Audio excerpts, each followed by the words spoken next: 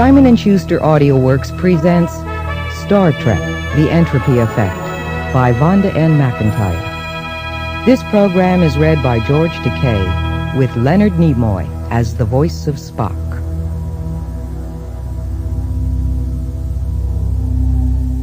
Science Officer's Log, Stardate 5001.1. The Enterprise has spent the last 6 weeks in a chaotic region of space, orbiting a naked singularity.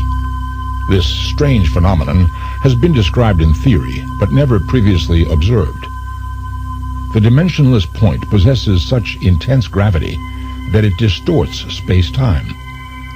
I must discover the cause of its inexplicable creation. If a singularity appeared near an inhabited world, it could cause immense destruction. The ship has so far withstood the hazardous twists and turns of spatial dimension induced by the singularity. Despite the danger, the mission must continue. My work is nearly complete. The preliminary conclusions are unlikely. One might even say, startling. Many scientific discoveries occur when an experimenter notices an unexpected, unlikely, even apparently impossible event, and investigates it rather than discarding it as nonsense. I am aware of that fact, never so much as now. The wave functions that describe my current observations contain entropic terms such as I have never seen before. If the equations are correct, and this is impossible to confirm without a complete set of measurements, but if they are correct, then the expected life of the universe is not, as contemporary physics believes, thousands of millions of years. It is, for all practical purposes, less than a century.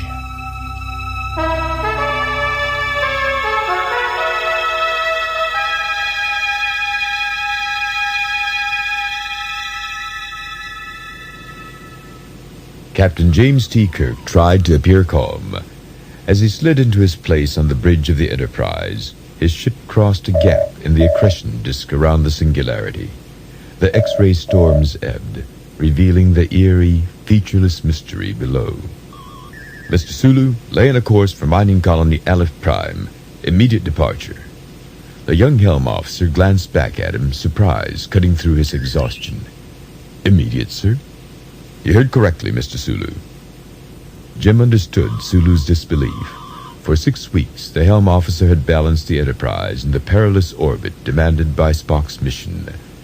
Leaving now would cut Spock off, as it were, in mid-observation. Course laid in, Captain. Proceed, Mr. Sulu. Highest warp.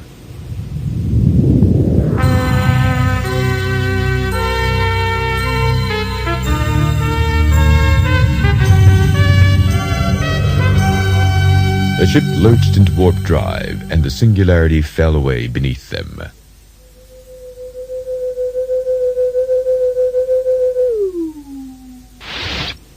The turbolift doors slid open. For the first time in weeks, Mr. Spock came onto the bridge. He had hardly left the observatory since they first reached a singularity.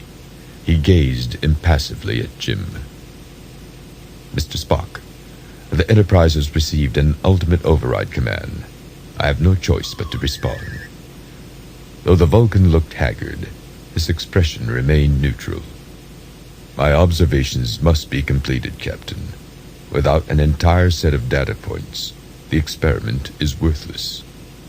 I'm sorry, Spock. I can see no way in which you are responsible, Captain, nor any logical reason for you to apologize. Can you estimate when our orders will permit me to resume my work? No. Spock clasped his hands behind his back.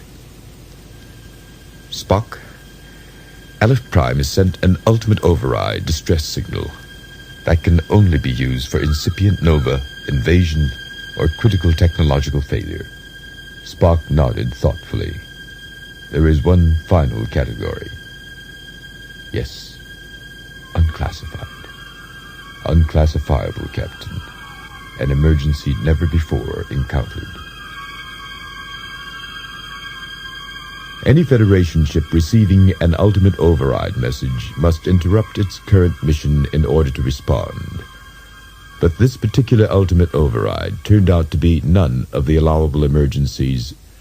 It turned out not to be a distress call at all. It turned out to be a mistake. Thoroughly annoyed that 6 weeks of his ship's time and all his science officer's work might have been rendered useless, Jim Kirk beamed into the mining colony Aleph Prime with Mr. Spock.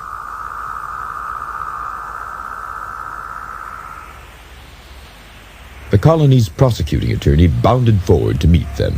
Slender, fair-haired, taller than Spock, the young man radiated energy. Captain Kirk, thank you again for offering your help. I am Ian Brathwaite. He glanced at Mr. Spock. And we've met, haven't we? I do not believe so. This is Mr. Spock, my science officer. Mr. Brathwaite, I'm not clear on what exactly you need my help for, considering your son isn't about to go Nova. It is an emergency, as emergencies on Aleph Prime go, but certainly not with an ultimate override. Is it possible your communication officers misread the signal? That seems unlikely in the extreme. Never mind. You're here and I need your help. The colony jail is no place for a mass murderer. When your ship takes him to Rehab Colony 7... Wait a minute. Do you mean to tell me that you diverted the Enterprise to ferry one man the width of one star system? I didn't choose your ship, Captain Kirk. Federation HQ said they'd send a secure transport, and when the Enterprise hauled in at Warp 6, I assumed you were it. The transmission did not come from Federation headquarters. It came from Aleph Prime, with the ultimate override coding that has been used only 5 times, to my knowledge, in the past standard decade. And furthermore, we did not travel at Warp 6. I honestly didn't know how the override came to be used, Mr. Spock. The override is reserved for serious emergencies. It is not intended to deal with petty criminals. Ian Brathwaite's puppy dog intensity vanished in angry determination. Petty criminals? The man's a murderer. I beg your pardon. Perhaps I misspoke. Brathwaite nodded sharply. It is not intended to deal with criminals at all. There are criminal penalties attached to its misuse, as you must know. But I didn't use the code. Good. In that case, we can be on our way. Brathwaite loomed over him. Captain, you don't understand the problem. We're isolated. Official ships are rare. I haven't got the facilities to detain anyone so ruthless and charismatic and intelligent. If he escaped, he could drop out of sight. He could begin again elsewhere. He's dangerous. Georges Mordreaux makes people believe he can fulfill their dreams. I can't help you. It's a complete misuse. Captain, I believe we should accede to Mr. Brathwaite's request. You do? Yes, Captain. I believe it is vital that we do so. In frustration, Jim flung up his arms and let them fall to his sides. What the hell?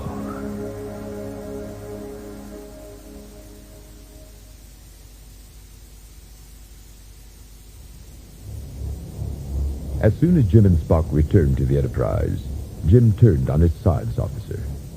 What's going on, Spock? Brathwaite was ready to give up trying to keep us here. Obviously, you realize that. I went along with you, but I'd like to know just what it is I'm going along with. Something far more complex than lawbreaking, however serious, is involved. I had no way of knowing this until he named his so-called vicious criminal. Jim frowned. Georges Mordreaux? Who is he? He is a brilliant scientist. I studied temporal physics with him years ago. In fact, I hope to discuss the singularity with Dr. Mordreaux before continuing our observations. This must be quite a shock. Jim, the entire matter is absurd. Spock collected himself and continued once more the model of Vulcan control. I think it unlikely in the extreme that he has metamorphosed into a murderer. Federation prosecutors aren't in the habit of railroading innocent beings. I am aware of that. I am anxious to hear Dr. Mordreaux's side of the story.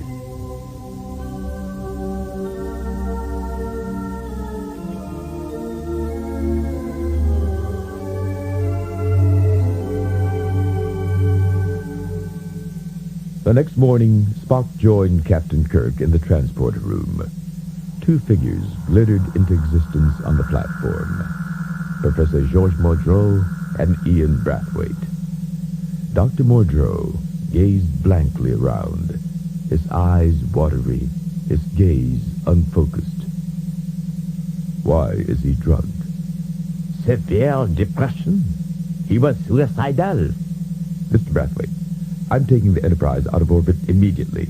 There's no time for you to look around, nor any need. But I'm coming with you. That's impossible. It's orders, Captain. Brathwaite handed Jim a subspace transmission form. Jim scanned it, frowning. You'll be on your own getting back. Spock walked past Jim and Brathwaite to the transporter platform. Dr. Mordreaux had not moved. Dr. Mordreaux, may I be of assistance? Mordreaux peered at Spock without recognition. The drugs had overwhelmed his wide, warm intelligence and his phenomenal memory. Spock wished he had never seen this.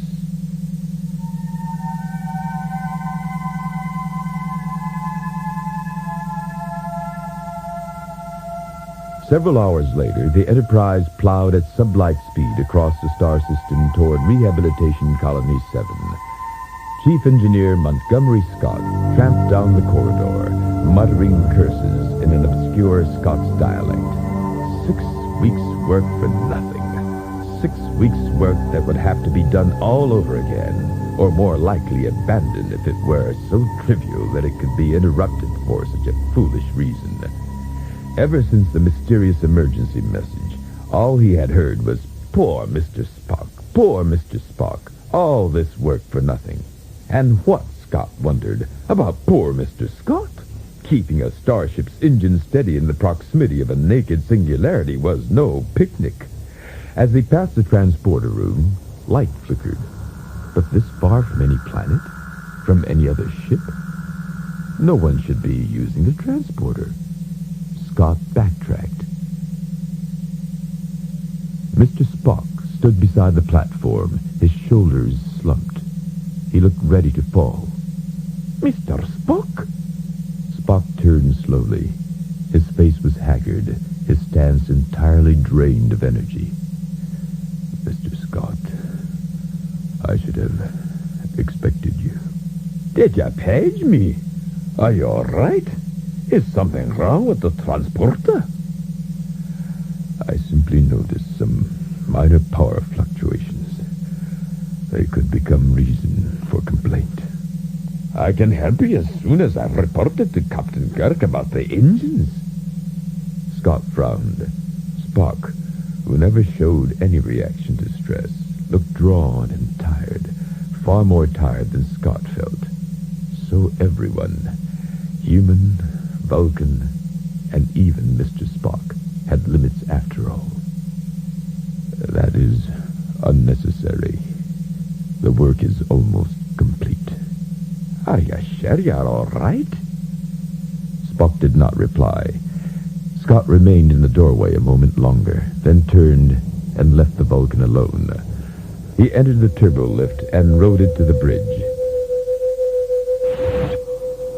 The doors opened, and he stepped out. Captain Kirk? He stopped and stared in astonishment at the science officer's station. There, in his usual place, Spock bent over his computer. "What's wrong, Scotty?" "Well, nothing really, Captain. But, Mr. Spock, how did you beat me to the bridge? I came here direct from the transporter room." Spock raised his eyebrow. He no longer appeared exhausted. "The transporter room, Mr. Scott." "Aye, where we just spoke." I have not been near the transport room since we left Aleph Prime. But you were just there. You said something was wrong with it. I am unaware of any malfunction. You were there. I did see you. Scotty, we're all tired. I'm sure there's a reasonable explanation for what you saw. Are you saying I'm hallucinating, Captain? I'm saying I want you to get some rest. We'll talk about this later, if we need to. Resigned, Scott headed for the lift. He glanced surreptitiously at Spock. The Vulcan quizzically met his gaze. Scott still could not figure out how the science officer had managed to beat him from the transporter room to the bridge, for that was what he had done, whether he was admitting it or not.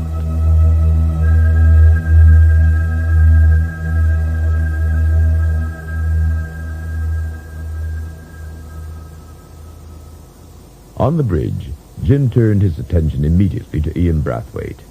Captain, you put the prisoner in a regular cabin. Mr. Spock secured the cabin. Ian used a careful, neutral tone.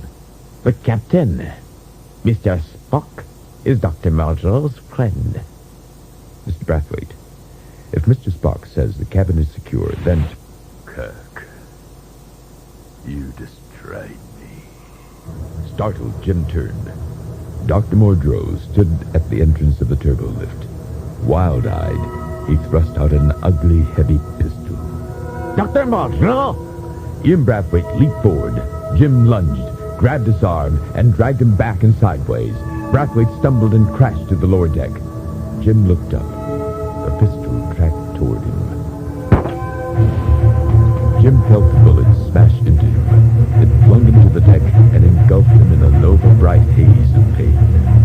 Spock lunged, but Mordreaux vanished into the lift. The science officer did not waste time trying to force the doors. He leaped down the stairs and slapped the paging switch. Dr. McCoy to the bridge immediately. Trauma team, 2 casualties. Emergency 9. Spock knelt beside Jim Kirk. Jim. Blood spattered the deck and the bulkheads and glistened on the illuminated data screens. The bullet had taken Jim full in the chest. His blood gushed, fresh with each beat of his heart. That meant, at least, that his heart was still beating. Spock. Jim fought his way through massive scarlet light. I'm here, Jim. Spock tried to stop the bleeding. Jim cried out and fumbled for Spock's wrist. Don't. Please.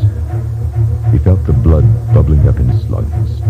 The wound was too deep, too severe to quell by direct pressure. Spock ceased the futile effort that only caused pain. What happened, Spock? This was supposed to be a milk run. Jim was slipping into shock. I don't know, Jim. Please be quiet.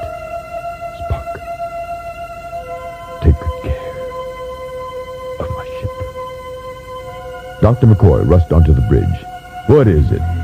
Oh, my God. He gestured for part of his team to help Ian Brathwaite, then knelt at Jim's side. Take it easy, Jim boy. You'll be all right. We'll have you in sick bay so fast. Jim had never been so aware of his own pulse, throbbing like a thunderstorm through his body. Bolts. Quiet. McCoy waved the tricorder across Jim's body. Partly severed coronary artery. Pierced lung. Massive blood loss put him at risk of oxygen starvation. Jim had been terribly wounded, but McCoy could heal him. You'll be okay, Jim. This time he meant it. But there was something else. A danger signal from the tricorder. What the devil? Jim thought he had blood in his eyes. A shimmering cloud crossed his vision. I can't see. He reached out, blindly.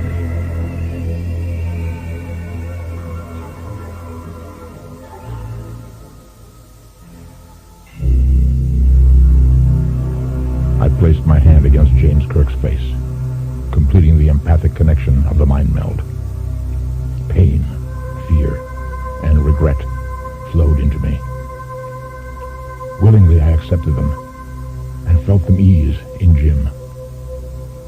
I opened all the mental and emotional shields I had built during my long association with human beings.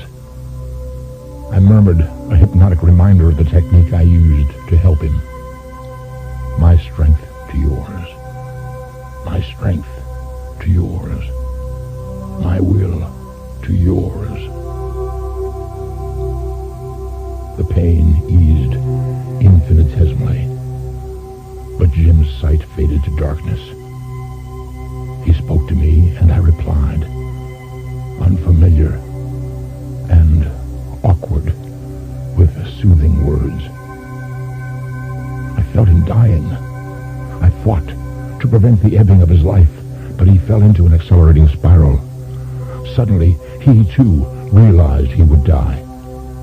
And with the realization came terror. But it was not the fear of death. It was the fear that he had drawn me so far that I could never return. He wrenched himself away from me, breaking our contact, giving himself up alone to agony, despair, and death. The physical resonance of emotional force flung me backward. I lay on the cold deck as the echoes of James Kirk's wounds faded. I pushed myself up. I opened my eyes to a gray haze. I blinked, first the inner, then the outer eyelid. My vision cleared. Jim's body lay on the stretcher. A respirator breathed for him. The trauma team carried him from the bridge. I could see Jim's eyes. His eyes. They were wide open and clouded over with silver gray. His body was still alive. It could be kept alive indefinitely. But I had felt James Kirk die.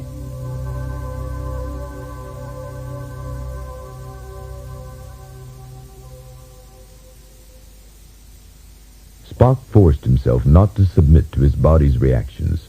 Though he understood the human concept of soul and spirit, his perception of what made a living creature intelligent and self-aware was wholly Vulcan, too subtle and complex to explain in human terms or in any human language. Now he had touched that concept more deeply than he had ever probed a mind before, and he had watched, no, felt, all but the last glimmer of it die. If Jim had not broken the hypnotic connection, Spock too would be comatose and brain damaged. Initiate a search of the ship. Dr. Mordreaux must be found. Mr. Spock? Spock here. This is security at the detention cell. Dr. Mordreaux didn't escape. Did you hear me, Mr. Spock? He's right here in this cabin. He's been here all along.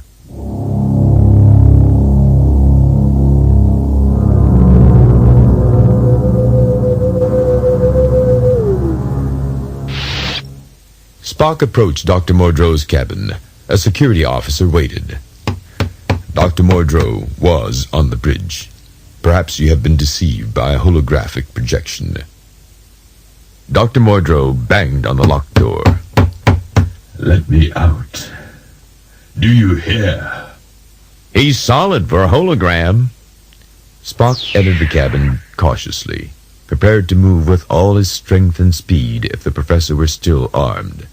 But Dr. Mordreaux made no aggressive moves. The drugs had begun to wear off, and along with them, his bleary oblivion. Mr. Spock, what a relief. A rational person instead of bureaucratic idiots. You remember me. Of course I remember you. I must search you, Dr. Mordreaux. Very well. The professor carried no weapon. A tricorder scan revealed no armaments concealed in the cabin. Perhaps he had hidden the firearm somewhere on the ship, ready with its awful ammunition to be used again. What am I supposed to have done? Captain Kirk has been assaulted. I didn't do it. I haven't done anything I've been accused of. All I ever did was help my friends fulfill their dreams. Sir, I am one of the witnesses against you. It wasn't me. It must have been an imposter. Someone trying to frame me. What point would there be to contriving evidence against you? You are already sentenced to a rehabilitation colony. There is no more severe penalty. Only death. There's nothing left but death. The after effects of the drugs, the fear, the strain, all caught up with them. And death is what they've planned for me.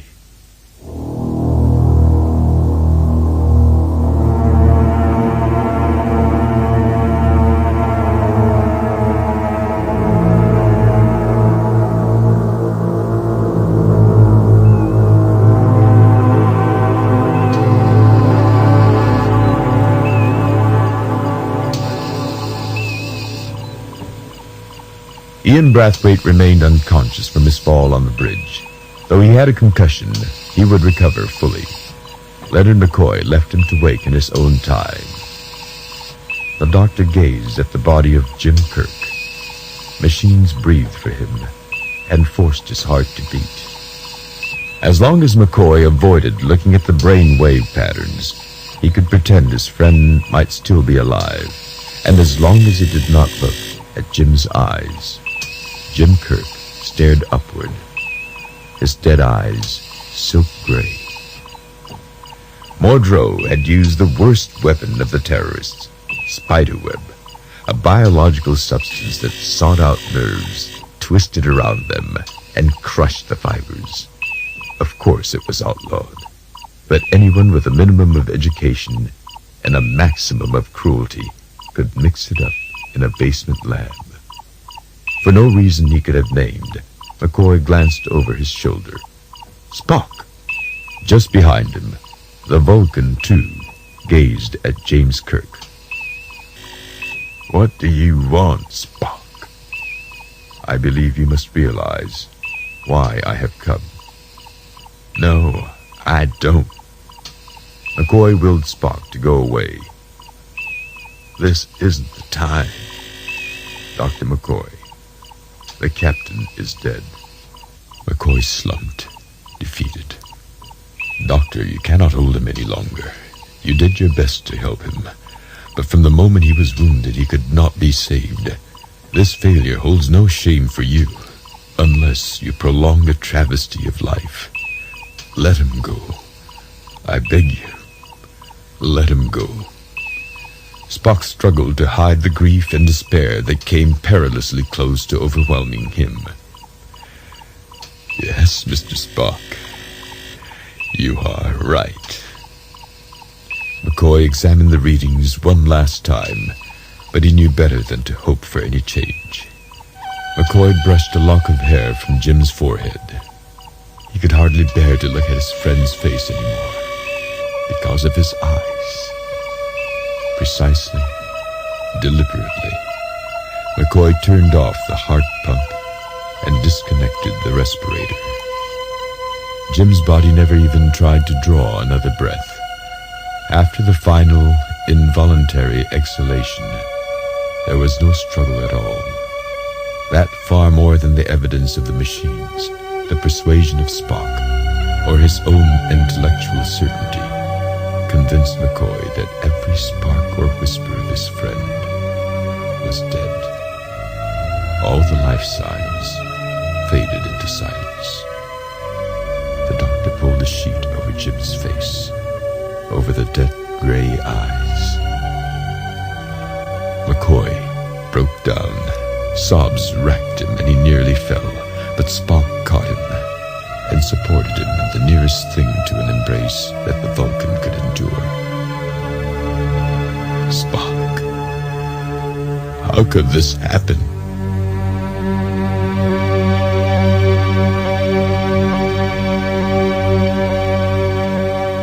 From the other side of sickbay, Ian Brathwaite watched His head ached fiercely.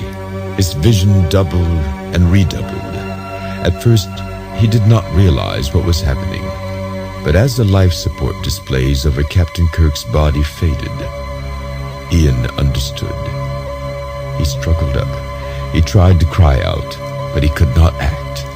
He could only watch helplessly as Mr. Spock and Dr. McCoy argued and then waited for James Kirk to die. Ian fell back into oblivion, believing he would never awaken, but knowing what he had seen. Spock helped McCoy to a cubicle. The doctor sat on the edge of the bed, his shoulders slumped. Suddenly he looked up. "I know what we have to do. We've got to rig the engine to whiplash us back in time. We can save Jim's life." "No, Dr. McCoy, we cannot." "You know it's possible." It would be possible to go back in time. It might even be possible to prevent what happened. But the stress of our actions would distort space-time itself. "We've done it before. We did it to help strangers. Why can't we do it to help a friend?" "We did it to prevent the futures being changed. This time, if we change the past, we change the future as well." McCoy lunged to his feet. "To hell with you, Spock. You're not the only one on this ship who knows about the whiplash effect. I'll find Scotty," and Spock barred his way. McCoy stopped, glowering at him. "I ask you to give me your word as a Starfleet officer that tonight you will not carry out the action you have threatened." Spock left his own threats unspoken. McCoy glared at him, then shrugged. "Sure, I won't do anything tonight.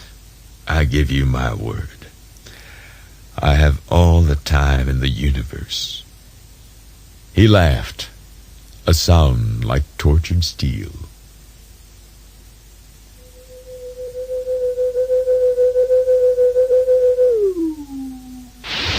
As the turbo-lift doors opened, Mr. Spock faced the silence of the bridge. Without a word, he descended. He hesitated just for an instant, and then he sat in the captain's seat. The silence continued. The tension increased. Spock closed his eyes, opened them, gazed straight ahead, and engaged an intership channel. "This is Commander Spock. It is my duty to tell you that a few minutes ago, James T. Kirk, captain of the starship Enterprise, died. He was injured beyond hope. He did not regain consciousness after he was taken from the bridge. He experienced no further pain. The suspect in the murder is in custody."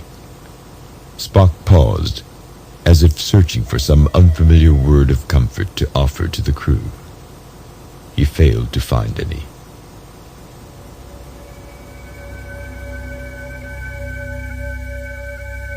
Every reasonable train of investigation ends in paradox or impossibility. No evidence whatever of an accomplice to Professor Mordreaux has been found. Yet no way has been found for him to have escaped from his cabin. What happened on the Enterprise bears certain discomforting similarities to what I found implicit in my observations of the naked singularity.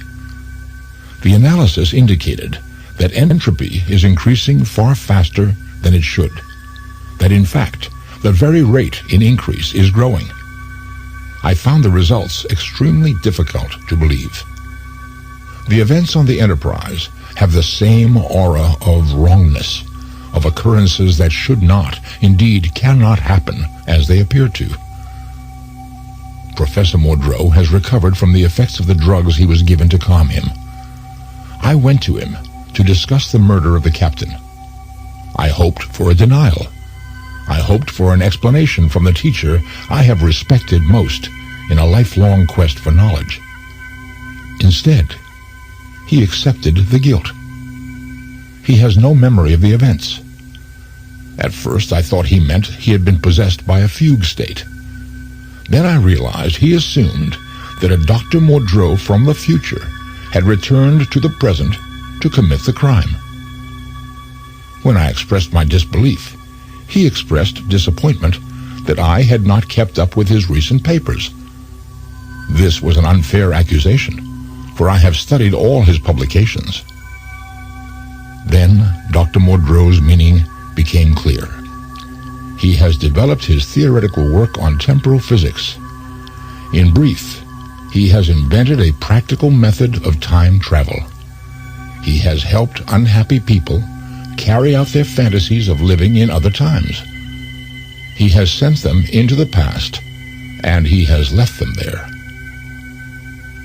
Though I am aware of the power of human emotions, such as compassion and pity, I find it difficult to accept that they can so completely overwhelm common sense.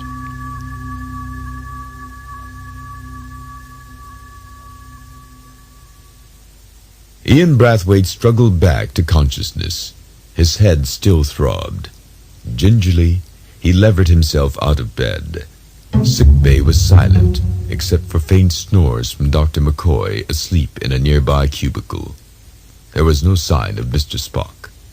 The body of James Kirk lay covered where the doctor and the science officer had left it. Ian Brathwaite slipped out of sick bay and moved unnoticed through the grieving ship.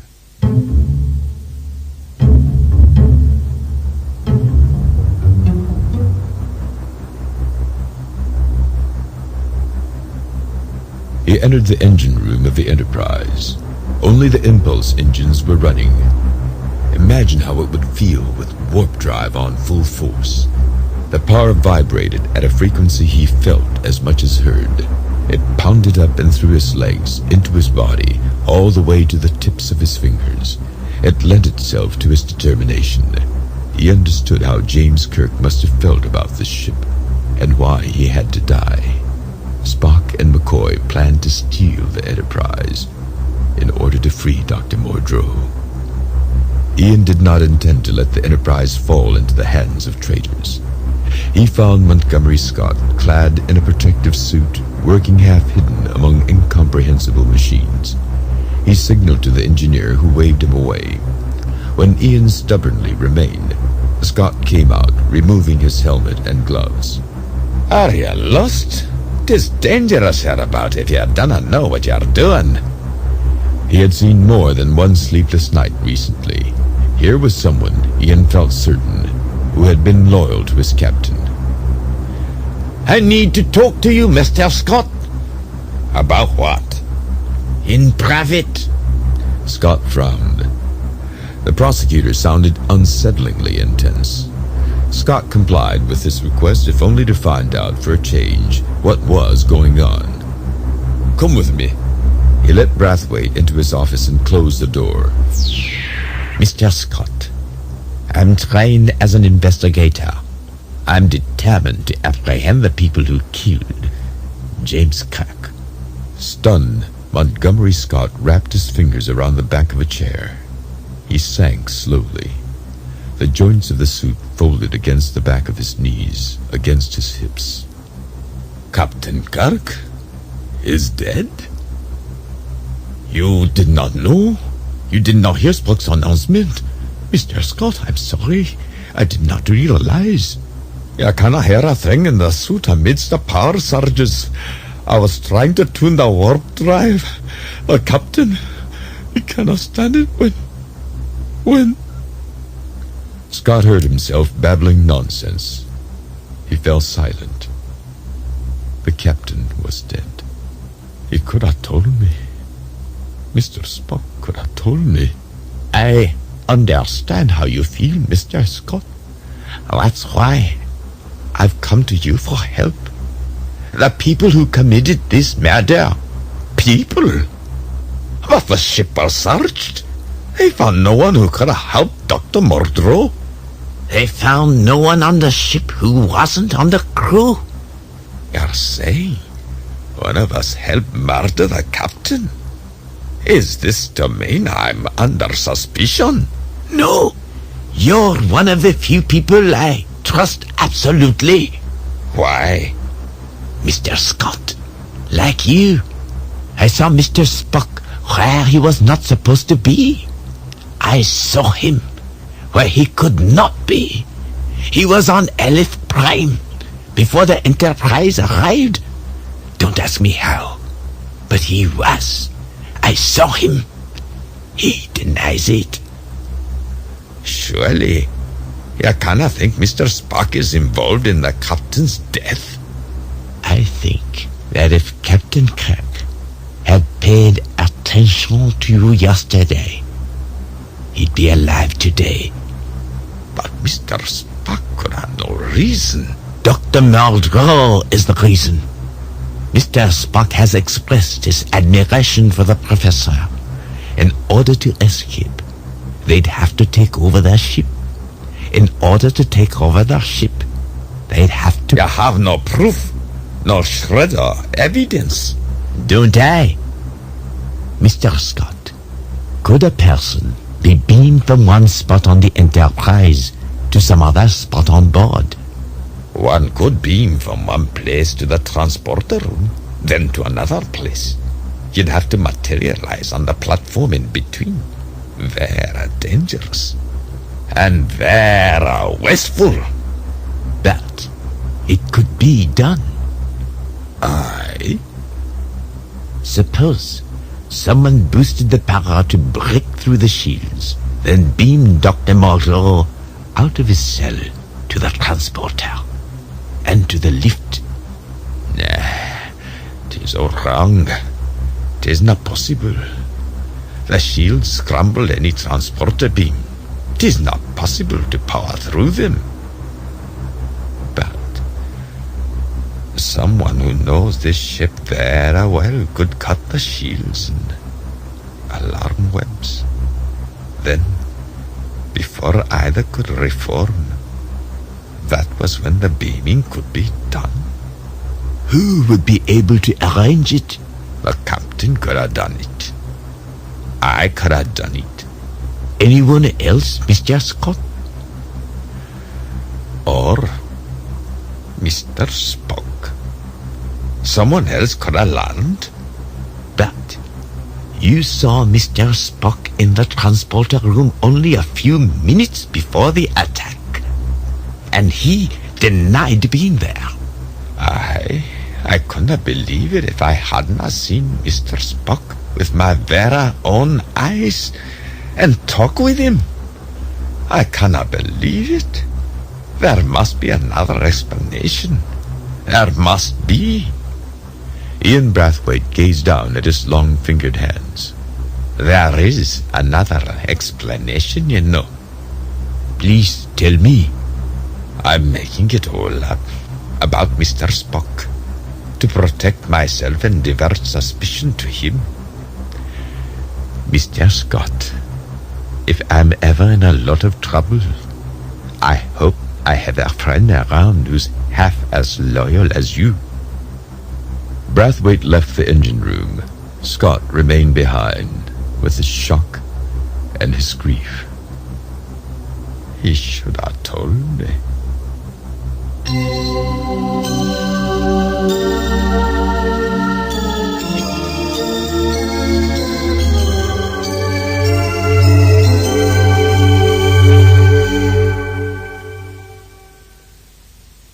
In the records office, Dr. McCoy asked the computer to show him the will of James T. Kirk.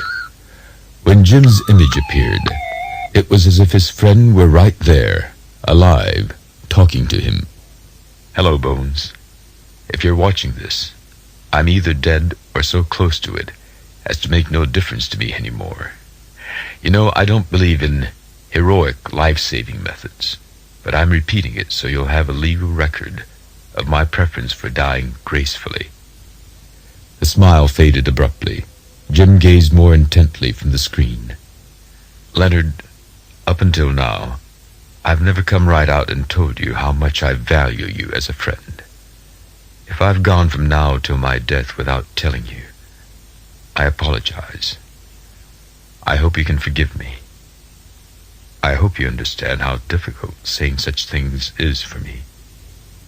He smiled again. And I teased Spock about being emotionless. At least he admits that's his ideal. Thanks for your friendship. Jim paused, then finished giving the instructions required in a will. McCoy barely heard the last few lines. Tears ran down his cheeks. I prefer cremation to burial in space. I'm not much attracted by the idea of floating mummified by vacuum for the next few thousand millennia. I'd rather be burned by the heat of my ship's engines. The screen faded to gray. I thought he would choose fire. McCoy spun, wiping his face on his sleeve, startled to see Spock. How long have you been there? A few seconds only. Dr. McCoy, I must speak with you in absolute confidence. I have discovered something very important. I would like to resume last night's conversation. McCoy remembered that he owed Spock an apology. He calmed his irritation. Yes, I want to do that too. I was wrong in the suggestions I made, and I was wrong about the other things I said to you. I'm sorry, Mr. Spock. No apology is necessary, Dr. McCoy. Damn it, Spock! Give me the chance to excuse myself gracefully, even if it doesn't matter to you what a fool I made of myself. On the contrary, Dr. McCoy, while it is true that your impulses were the result of over-emotionality, it is also true that they were correct. Indeed, they indicated a course which is absolutely essential. We must prevent Dr. Mordreaux from murdering Captain Kirk. McCoy searched Spock's face. His expression was as controlled as always, but was there a certain haunted glitter in his eyes? Perhaps Vulcans went crazy the same way they did everything else, with serenity and an absolute lack of emotion. Bring Jim back to life? McCoy encountered the blank expanse of loss created by the death of his friend. It would always hurt when he brushed against those knife edges of despair, but the empty places beyond were filling with memories. McCoy had begun to accept Jim's death. Completing the process would be a long and arduous task. He did not think he could bear being dragged back and forth over the threshold of acceptance and denial by the mad plans of Mr. Spock. That McCoy himself had first suggested them made them even less tolerable. Mr. Spock, I think I went a little crazy last night. If I didn't hurt your feelings, I'm glad of it, because I certainly tried. I'm ashamed of myself because of it. I couldn't accept having failed so completely when the person I failed was my closest friend. I do not understand the connection between your emotional state of last night and the task we have to do. We have no task, Spock, except to bury Jim and mourn him. Dr. McCoy, no. If I can admit that I went off my rocker, you can admit the possibility that your judgment is temporarily untrustworthy. My judgment is unimpaired. I am unaffected by these events which have caused you so much distress. McCoy could not face a fight. He turned away. Spock, leave me alone. Leave me alone to grieve. After a time of silence, McCoy assumed Spock had gone. The doctor turned around. Spock gazed at him. Are you willing to listen to me now? McCoy sighed. He would have no peace till he heard what Spock had to say. He shrugged with resignation.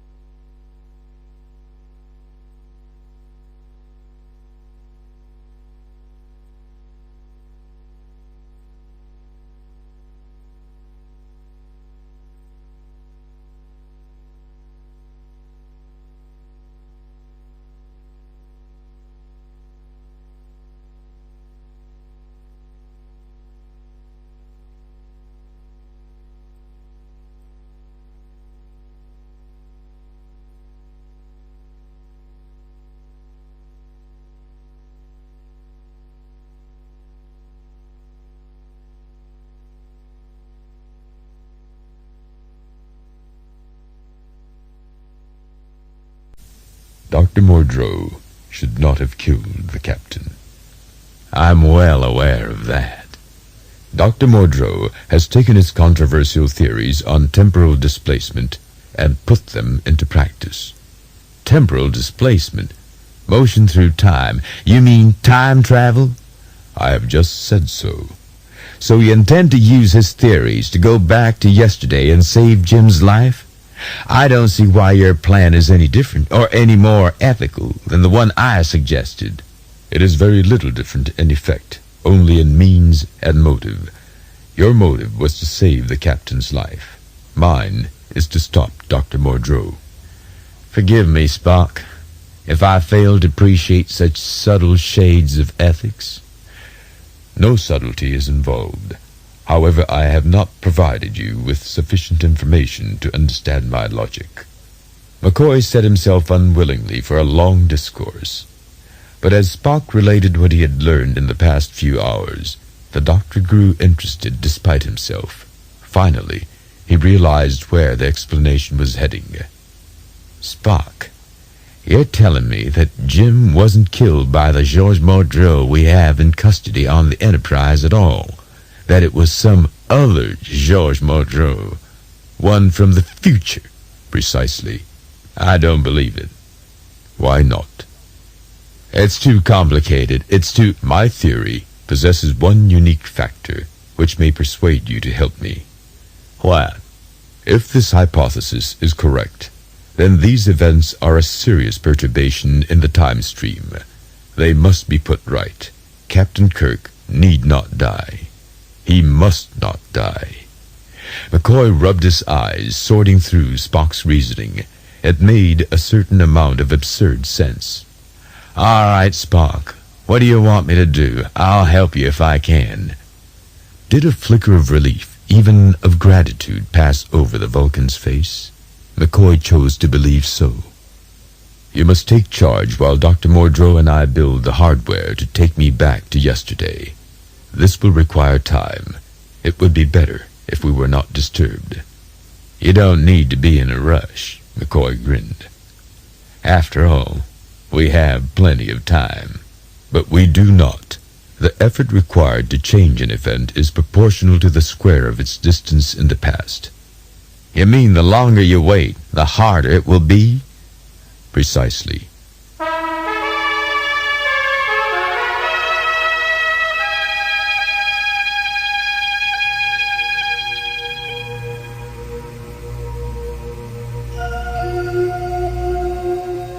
Dr. McCoy proposes that I make my plans known to the crew.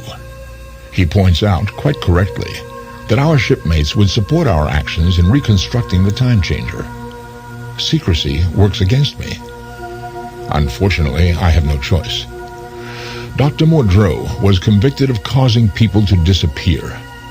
I do not doubt that Mr. Brathwaite believes the professor killed them and disposed of their bodies.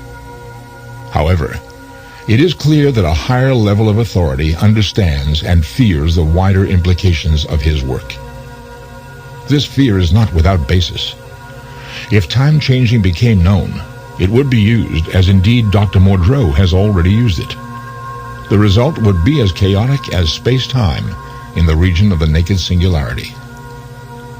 If Dr. McCoy and I are detected, we will undoubtedly find ourselves court-martialed and on our way to the same rehabilitation colony that awaits Dr. Mordreaux. It would be unfair to expose anyone else to this risk.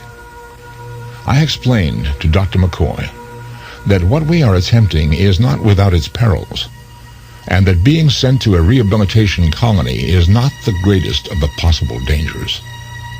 It is conceivable that my actions will make the situation worse, not better. I offered to proceed without his involvement.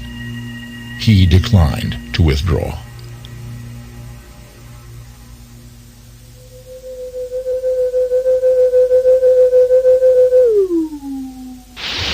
Leonard McCoy stepped off the turbo lift onto the bridge, ready to toss a cheery greeting to Uhura. He had already begun to think of Jim as being away on a short vacation. He remembered in time that as far as everyone else was concerned, they had lost a respected officer, a friend. He kept his silence.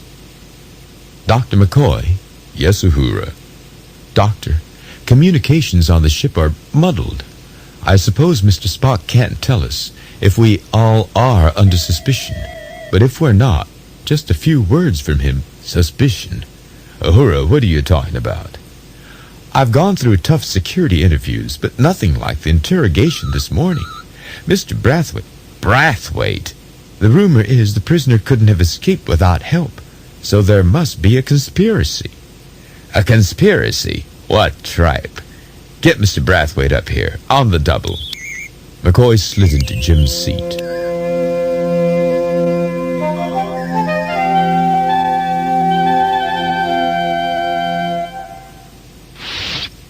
The lift doors swept open.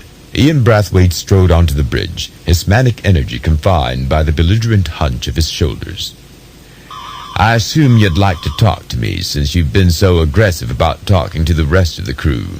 I want to talk to the commanding officer. You're doing just that. Spock has turned over command to you? For the moment. Even though the formal hierarchy calls for Montgomery Scott to assume command? Scotty's working on the engines. He hasn't got time to be in command. He's too important right where he is. Brathwaite turned to leave. Ian. McCoy used his softest southern drawl. Brathwaite stopped. Ian, whether you like it or not, I'm in command. If you keep harassing the crew, I'll confine you to quarters. Brathwaite swung around, his fist clenched. You think you can do that, do you? McCoy smiled his kindliest old country doctor smile. Try me.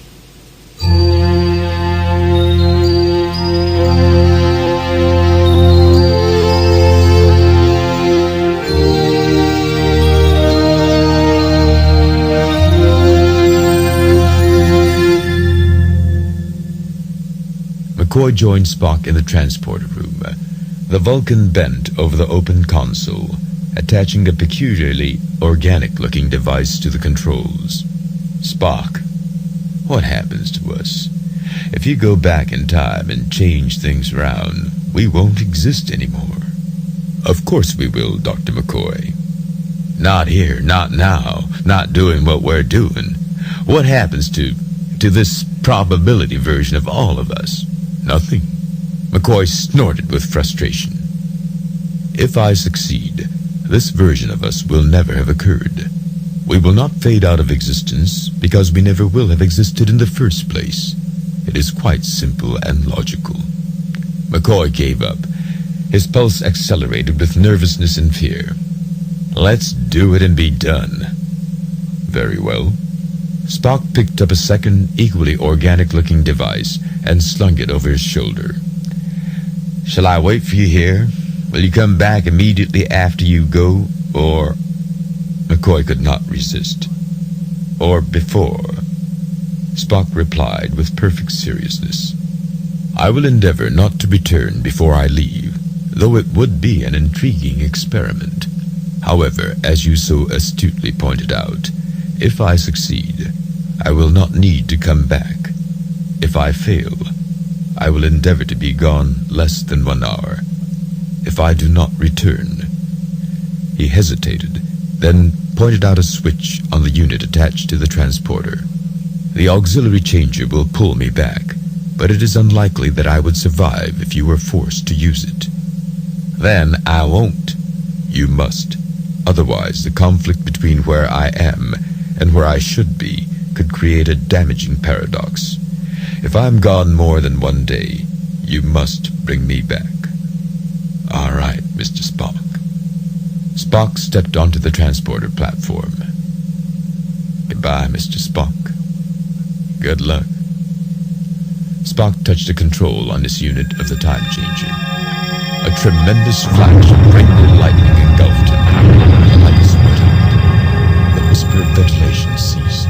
The ship lay in a moment of darkness and silence so complete that McCoy thought the explosion had deafened and blinded him. The Enterprise had lost all power.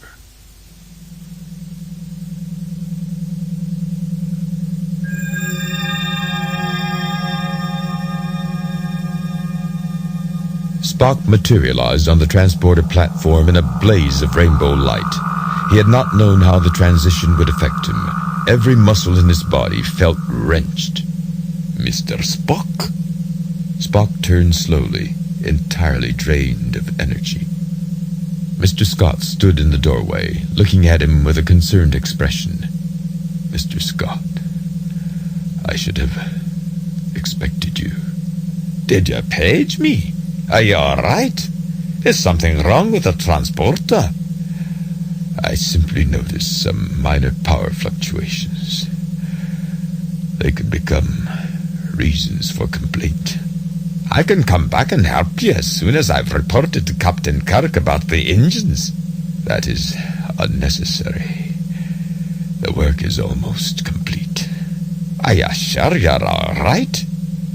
Spock did not reply. Scott remained in the doorway a moment longer, then turned and left Spock alone. Spock concealed himself near the lift in shadows, waiting until he thought he could enter the lift unobserved. When Dr. Mordreaux's future self appeared, Spock would confront him. Ah, Spock. I thought you came searching for me. The Vulcan spun around and found himself face to face with Dr. Mordreaux. I should have known better than to involve you at all, but I had to get you away from that damn singularity. You caused me more trouble than Brathwaite and Kirk and the whole Federation together. Throwing himself sideways, Spock drew his phaser. Dr. Mordreaux's gun went off. The spiderweb bullets slammed Spock against a bulkhead. He slumped to the deck, knowing he had failed.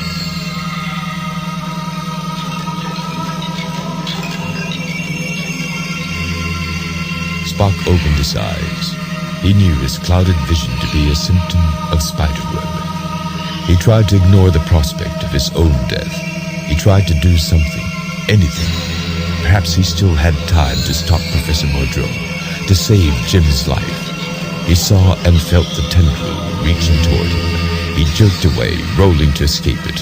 He wiped the blood from his eyes. His vision cleared. After grazing his temple, the bullet had embedded itself in the bulkhead. The spiderweb had begun to grow downward, seeking warmth and nerve cells. The mass of fibers reached toward him, shivering like a skein of silver thread. All of a sudden, the fibrils contracted, pulling themselves up into the body of the growth. They relaxed again. All sheen and movement faded. The spiderweb was dead, and this one had lost its prey. Spock pushed himself to his feet. Dr. Mordreaux was on his way to the bridge.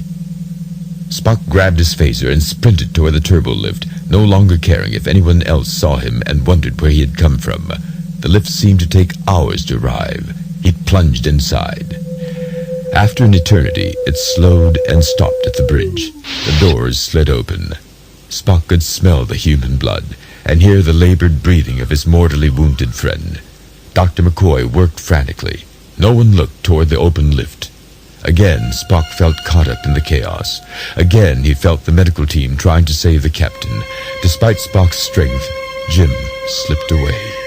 Spock's mind and Jim Kirk's melded together, but all the force of Spock's will could not prevent the dissolution of his friend's consciousness. It was being crushed out of existence, and he could not hold it together against the destructive force. Spock, I'm here, Jim. He did not know if he heard the words or sensed them directly. He did not know if he spoke or thought his answer. He felt himself slipping away with Jim. Spock, take good care of my ship. With a final agonizing effort, nearly too late, Jim Kirk dragged himself away from Spock. The physical resonance of emotional force flung Spock back against the railing. He slumped to the deck. He and Jim Kirk were both alone.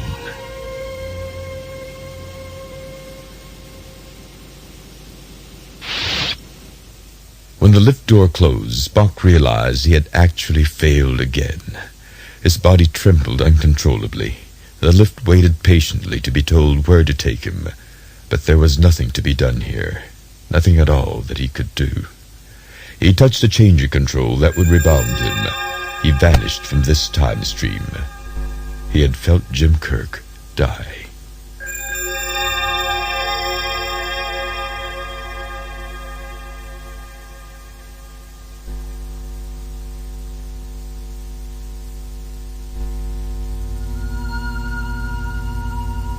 Dr. McCoy met me when I returned to our original time stream.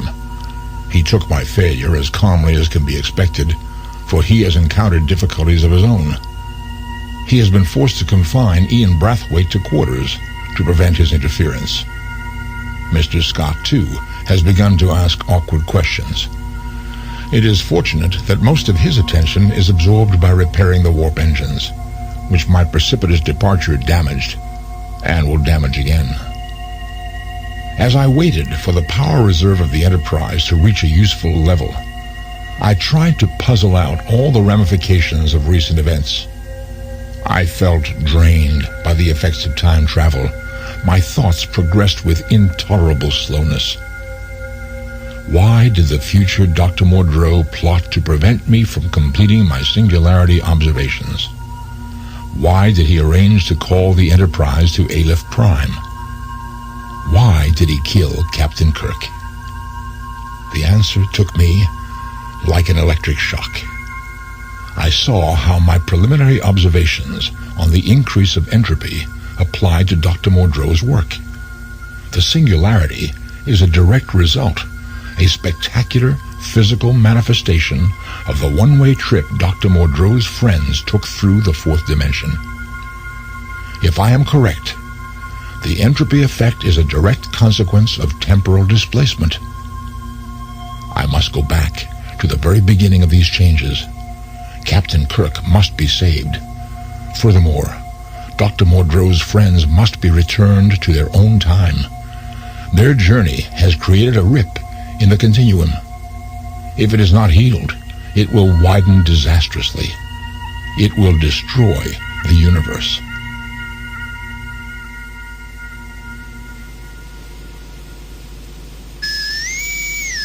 McCoy opened a channel to engineering. Scotty. Aye? Scotty, what's wrong? Nothing. Come on. Is it this blasted command business? I don't want it. I'm sure Mr. Spock didn't even think about how you'd feel. He just chose the most efficient arrangement. There's nothing wrong. Nothing at all. What do you want? I cannot take time to chat. All right, you stubborn Scott, McCoy thought. If you want to play at being official, I've got years more experience at this game than you do. I certainly don't want to waste your valuable time. Just give me an update on the engines, impulse, and warp. Do you know what caused the blackout? He thought Scott would expect him to ask that question. 'Tis as if someone had fed the ship's power to the transporter and beamed tremendous amounts of energy out into space. Couldn't be that. McCoy changed the subject quickly, hoping to divert Scott from information the engineer would be better off not knowing. Are the warp engines back online? If I asked for warp 4 toward Arcturus, could I get it?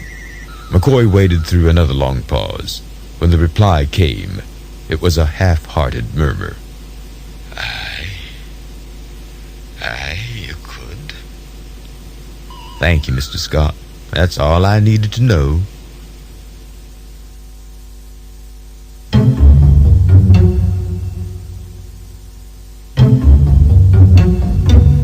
Locked in his cabin, fuming, Ian Brathwaite threw himself on his bunk and flung his arm across his face. The door opened. Ian lay very still, pretending to be asleep. He wondered if McCoy had come to dispatch him, as he had got rid of the captain. Mr. Brathwaite. Ian sprang to his feet. Mr. Scott, I knew there had to be one person on this ship who would make a difference. Dinna remind me. Dinna tell me compliments. There's not but shame in all of this.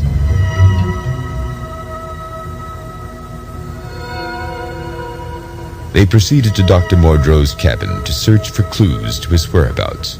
Scott opened the door. You said they'd escaped? It doesn't matter. We've caught up to them.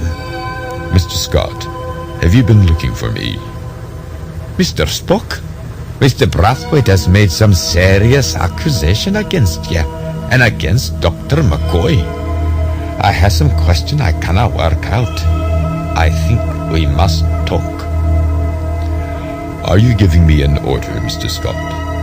I do not wish to put in a formal charge of unfitness against you, but I will if you force me to it. You will be charged with mutiny. Will now just explain? You will not answer my questions. You've lied to me. For God's sake, this is no time to argue over hurt feelings. Brathwaite lunged for Spock. Spock pushed him aside and raced down the corridor toward the transporter room.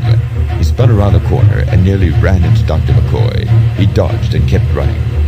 Behind him, McCoy did his best to confuse and delay Scott and Brathwaite. Undeterred, Brathwaite sprinted after him.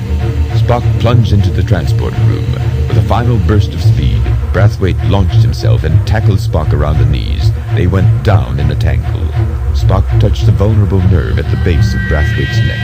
The prosecutor collapsed in an angular heap. Spock leaped to the platform and pressed the controls. The rainbow light engulfed him, crushed him, and ripped him away into the continuum.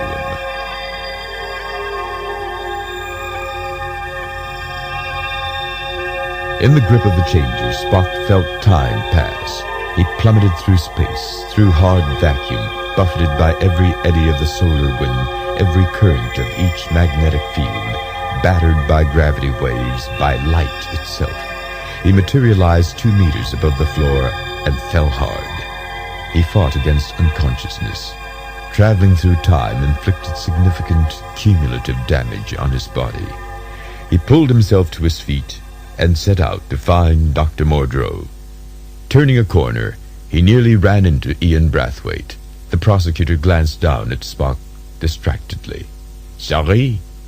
Brathwaite moved aside and walked on. Of course, Spock thought. He has not met me yet. He does not know who I am, and he has no suspicions about me. Tomorrow, when the Enterprise arrives, he will remember that he has seen me. Does this mean I fail here, too?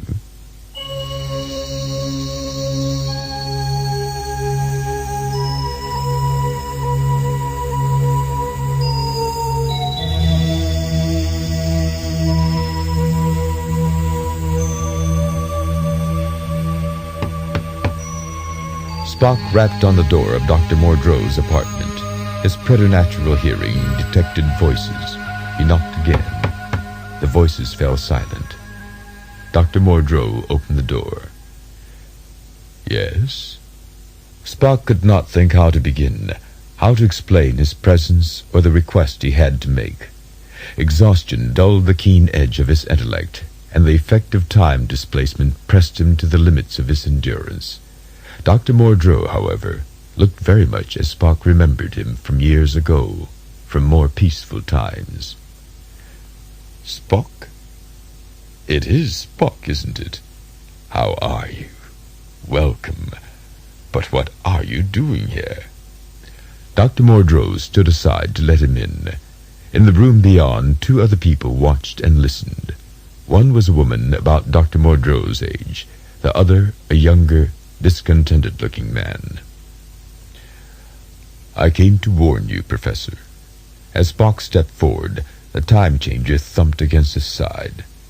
Where in heaven's name did you get that? You helped me build it. The young man jumped to his feet. What? George, how is that possible? Well, Perim, I don't know yet. Mr. Spock, these are my friends, Mri and Perim. Mri nodded, civil but watchful. Dr. Mordreaux motioned for Spock to sit down. Perrin settled back into his own chair, glaring suspiciously. Mr. Spock, I've come to warn you. If you carry out the plans you are making today, within a month you will be accused of murdering your friends here. That's preposterous. The charge will be proven. While you are being conveyed to rehabilitation, you will cause the death of Captain James T. Kirk. What? Mr. Spock, how can you think I'd do such a thing? The only logical explanation is that James Kirk commands a ship investigating the naked singularity that your experiments created. In at least one possible future, the investigation must lead to you, with the same result, your arrest and conviction. You must abandon your plans. They lead to disaster. Surely, if I take more precautions... Precautions are futile.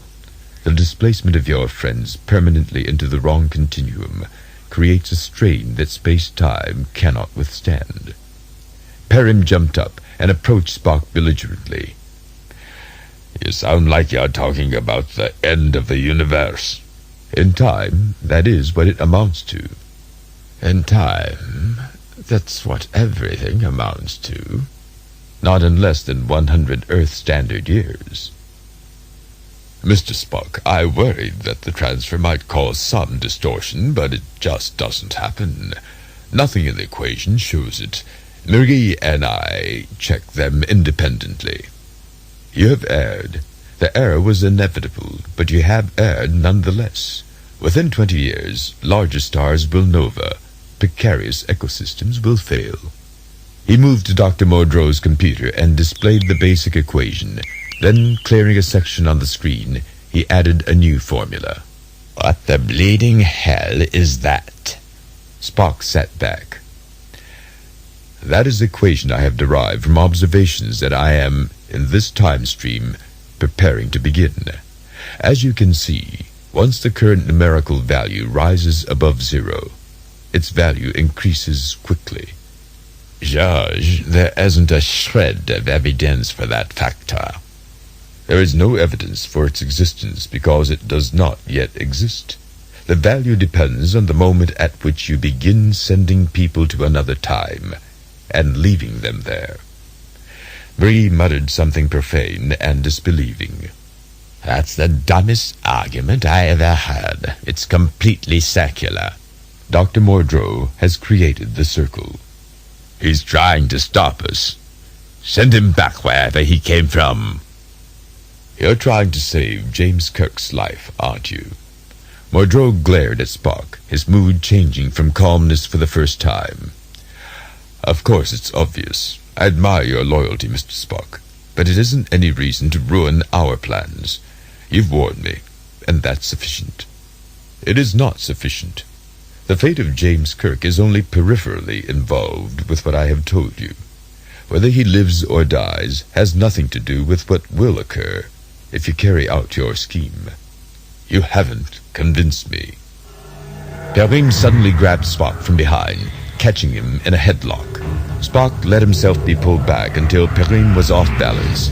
Then the Vulcan ducked around and threw the large man over his shoulder. Perrin lay stunned, no longer a danger. Facing Dr. Mordreaux, Spock sought again to persuade him. An instant too late, he felt the grip on his shoulder. Marie's finger dug in, finding the vulnerable nerve. All feeling left him. He collapsed. Perrin's right, George. Let's get out of here before it's too late. At the edge of Spock's vision, Dr. Mordreaux hesitated. Spock could neither turn his head nor speak. All right. They filed into the next room. Spock struggled to regain some feeling, some power of movement. A wash of rainbow light, a dazzle of ultraviolet energy, told him he had failed again. They were fleeing to some place he would never find, and he could come back again and again and again, earlier and earlier, further fragmenting the very substance of the universe as he attempted futilely to repair the damage being done. But he would always fail. He knew it now. Something would always happen to cause him to fail. Entropy would always win, as it must. He cried out in despair. Fighting the hopelessness that washed over him, he flung himself over onto his chest. Every nerve and muscle in his body shrieked as he dragged himself along like the crippled creature he was.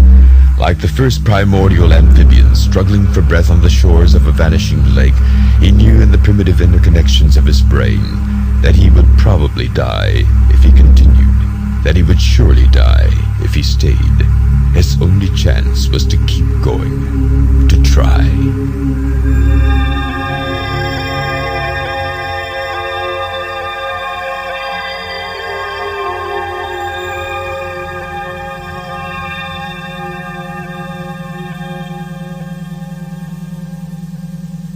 In the transporter room, Scott scowled at the additions to the innards of the console. McCoy had not been able to distract him from an investigation. Nothing like that should be here. Bioelectronic. 'Tis untested technology. He and Brathwaite looked up at McCoy. Don't you want to tell us what it is? Not very much, no. 'Twill boost the beam and change the frequency. 'Tis no longer a transporter. And this is a return control. Don't touch it. Engage it. It'll bring Spock back. In pieces. Just give him a little more time and he'll come back on his own. Don't be a fool, Mr. Scott. They're going to steal the ship.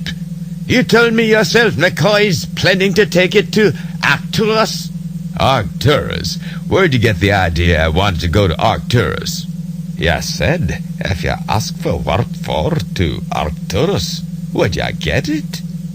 I just wanted to know if the engines were fixed. Besides, what difference would it make if I did want to go to Arcturus?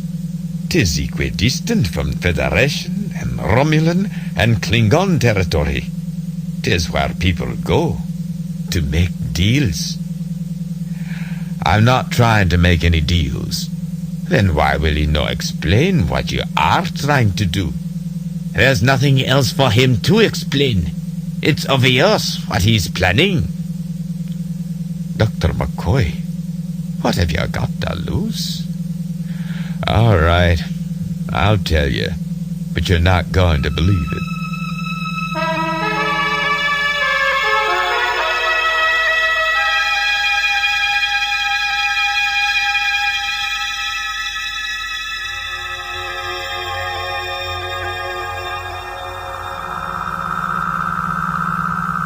Spock staggered into the laboratory knowing he was too late. But Dr. Mordreaux, Marie, and Perim stood at the transporter platform staring at the person who had just materialized. A second, older Dr. Mordreaux stumbled off the platform. He fell. The first Dr. Mordreaux, the one who belonged in this time, knelt beside him. The older professor groaned. Nothing changed.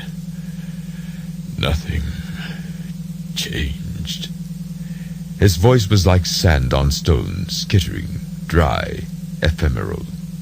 I waited, but the chaos. Spock knelt beside the two Dr. Mordreaux.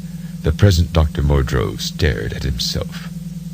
Sir, they are determined to go. I don't want to die like this. Believe Spock. Please, believe Spock. He sighed, his eyes closed, and the life flowed from his body. The future Dr. Mordreaux faded gradually to dust. The dust dissolved toward nothingness.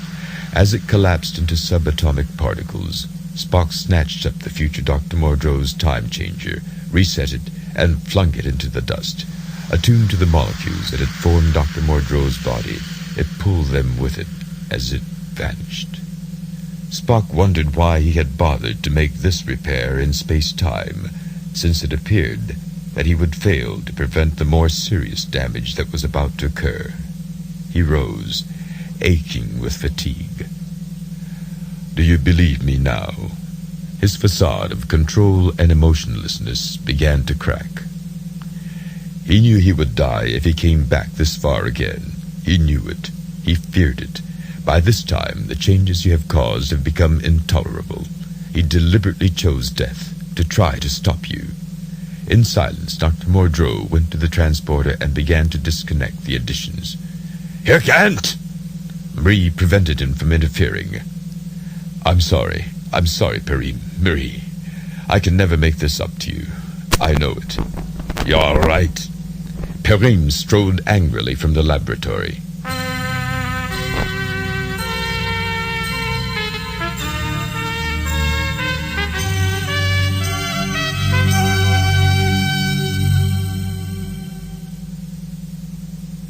McCoy finished his story. Brathwaite reacted with outrage. I warned you Mordreaux was charismatic and persuasive. This is the same fraud I prosecuted him for, and you've swallowed it. It does sound like an unlikely story, Dr. McCoy. Scotty, you know time travel is possible. I know it's hard to believe, especially now after I've spent so much time trying to mislead you. But Spock will come back if you give him time, if you give him a chance. Scotty, please. By centering his attention on Scott, McCoy made a terrible mistake. Without a word of warning, Ian Brathwaite took 3 steps to the transporter and reached for the return control. Ian, no! It's the only way! Brathwaite pulled the switch.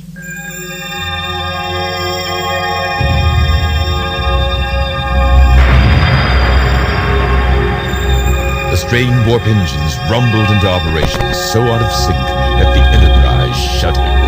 The light spilling across the transporter began its rainbow flux, red, orange, yellow. McCoy groaned in grief and despair.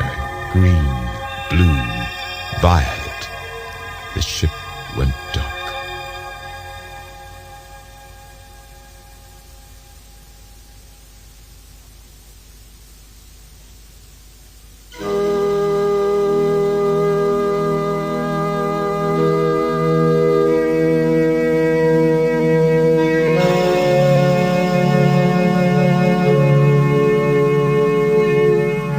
McCoy found himself lying sprawled on the floor of the transporter room.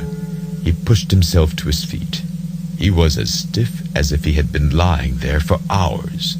Something terrible had happened, but it was like a dream that he grasped for as it slipped through his fingers. Something had happened, but he did not know what. What am I doing here? He looked around, shrugged, and returned to sickbay.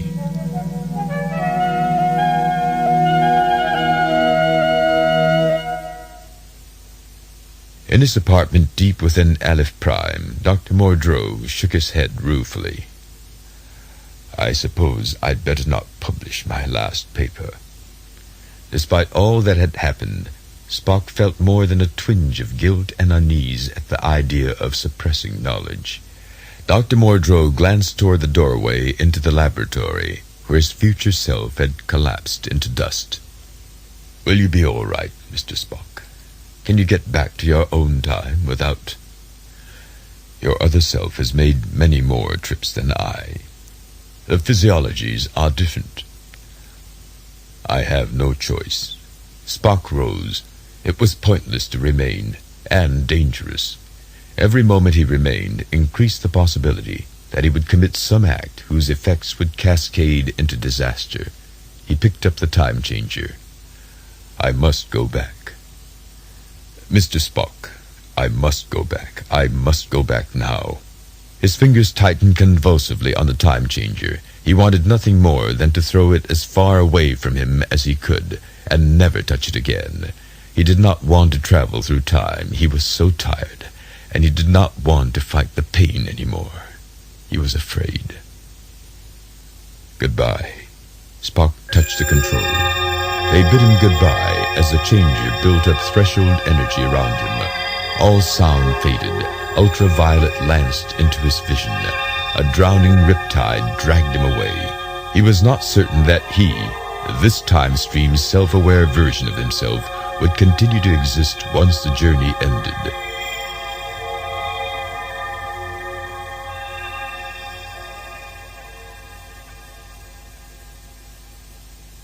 The Enterprise materialized around him.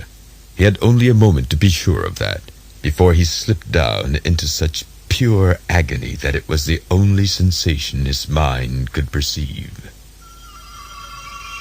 Shouting incoherently, Jim Kirk sat up in his bunk. He clutched at his face. Something was trying to get at his eyes. The lights brightened in response to his motion. He was in his cabin, in his ship. He was all right. It was nothing but a nightmare.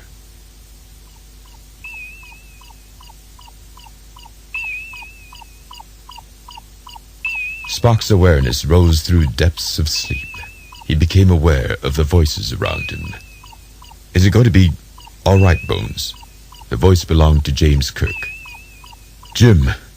Spock sat up so quickly that every muscle and joint and sinew shrieked. Relief and, yes, joy overwhelmed the Vulcan. He started to reach out, to lay his hand along the side of Jim's face, to feel the unsettling energy of his undamaged mind. He pulled back, shocked by his impulse. He turned away, struggling for control. Spock, what's wrong? Bones? After all, Jim, you were hoping he'd wake up. Spock steadied his voice so as not to reveal that he was on the brink of laughter, of tears. Nothing is wrong, Captain. I am merely glad to see you. Jim's expression was quizzical. I'm glad to see you too. You've been out for quite a while. How long? What is the star date? 5001.1. Why? Spock relaxed. Because the singularity is in the process of converting itself into a very small black hole. What you would call, in Earth tradition, a Hawking black hole. The system will explode. Jim leaped to his feet and headed for the door. Captain, Jim glanced back. The conversion will take another 6 days. Oh. Jim returned to Spock's side. All right. What happened? He held the remains of the time changer in his hands. Do you remember, Spock? What I remember, I recall all too well. I exist, I have always existed, in a continuum when James Kirk did not die. Though the singularity appeared, I could not deduce its cause before it self-destructed and ceased to be a danger. The Enterprise never traveled to Aleph Prime. Dr. Mordreaux never boarded the ship. I detected no acceleration in the increase of entropy. And yet, I also remember the death of my friend. When Dr. Mordreaux chose not to use his discoveries, the version of me that existed in the alternate continuum reappeared in my observatory. The stability of space-time pushed me back to the place I belonged. Simultaneously, my miscalculation of my stamina caught up with me. I lost consciousness. Did my two selves merge, or did one self vanish into dust, leaving only a single individual to survive? I will never know. I expected to forget the events in the time loop I turned back on itself and wiped out of existence. But I remember. I have learned how fragile the continuum is. I have not, after all, restored it to its original form. I have only managed to stitch it where it tore. I have patched the worst of the rents. Perhaps I should not be surprised that the seams are not quite straight and the grain not quite smooth. If the inconsistencies are no worse than an inexplicable astronomical phenomenon and conflicting sets of memories in my own mind, then perhaps I should accept them gracefully and gratefully.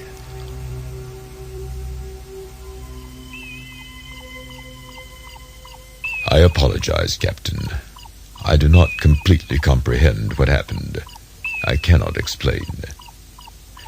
You've got a bit of a concussion. You may be able to tell us more when you've recovered. Spock did not say how completely he doubted the possibility. Jim hefted the broken section of the time changer. Maybe you can explain what this is. It is an instrument which helped me to complete my observations. Though that was technically accurate, it was close enough to a lie for Spock to feel ashamed of himself for it. Where did you get it? I made it, Captain. The Enterprise doesn't carry any bioelectronic components. Hey, Jim, lay off, will you?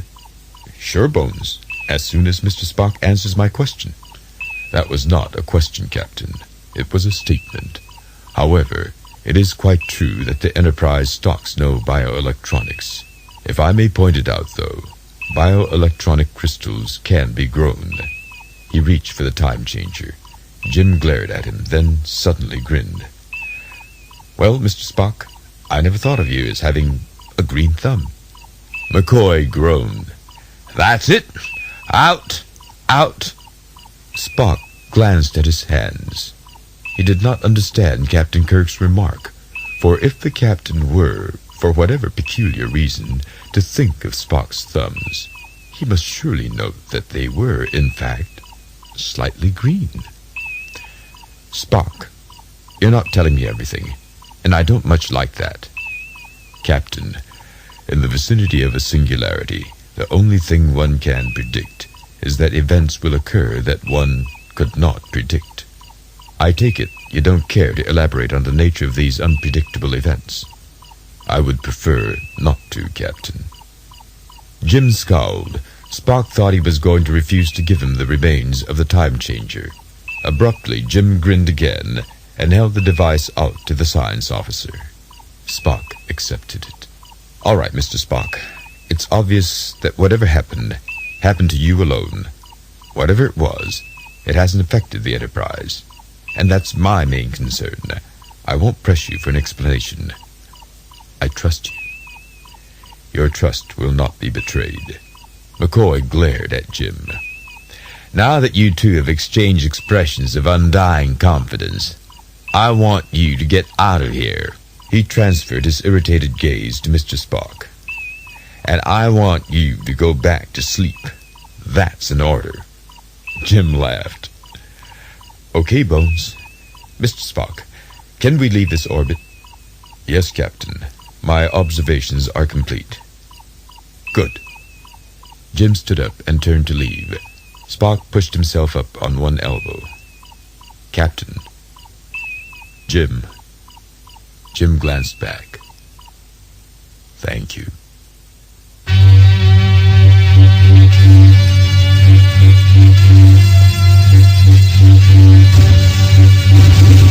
The Entropy Effect, written and abridged by Vonda N. McIntyre, read by George Takei, with Leonard Nimoy as the voice of Spock. Mix engineering and sound design by Stephen Erickson, with additional sound effects by Gary Fink. The recording engineer was David Knight. Original music was created by Sam McCallie. Additional music by Carl Schurtz. The Entropy Effect was produced and directed by Karen Frillman, with production assistance from Linda Ross. The Entropy Effect is a Simon & Schuster AudioWorks production.